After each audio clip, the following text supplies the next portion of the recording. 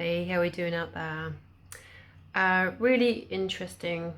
What I wanted to share is about how we need to be so much more compassionate to ourselves, go easier on ourselves. There's one message I got from one's higher self was like, hold steady, don't bolt into anything suddenly. Staying rooted and grounded will be what actually gets you there.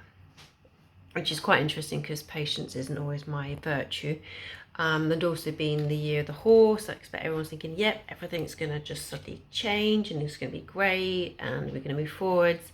I think there's still a lot of deep groundwork and excavation that needs to happen before that happens, which basically means our neural systems, our nervous systems will be so wired right now. As our nervous systems are set up to always find safety and survival and that security. But a lot of our nervous system is basically set up on systems, on the infrastructures that are put into the way we live, money, governance, and schooling. Everything is where we think is safety, whereas actually a lot of these systems aren't actually in place to serve us. We are going through a huge transition of reclaiming back our power and our sovereignty and realizing where we give it away, whether it's to individuals, whether it's to organizations, governments, and just that general belief system that we have that we don't even realize that we do have.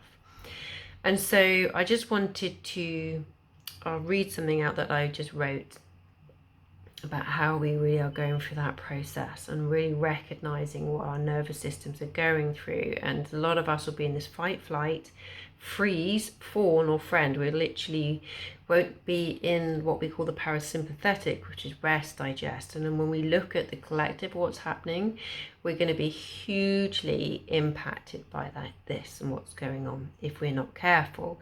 And scrabbling to try and understand what's going on to feel in control, this illusion of control, will have us reading and being exposed to so much toxicity. But we have to really discern what we're listening to and where we're giving our energy to, and if we're dropping into in fear and separation, which is ultimately what keeps it all ticking along. When we buy into it, when we feed it, it continues and stays there.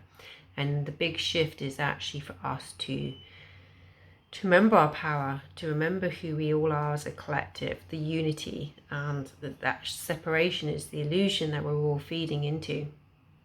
And so this is really about how we reclaim that and honor that through our bodies, because everything comes through our bodies. So it doesn't matter where you are on your journey, whether you would say you're spiritual or you're just waking up to things, doesn't matter what you do, it has to always still be through your body. Okay, so here we go. We cannot think our way out of this. We've got to feel it, we've got to embody it. And our whole nervous systems and our whole energetic systems have to be in that frequency. We can't tell us something to think something if we're not truly embodying it and feeling it. Okay.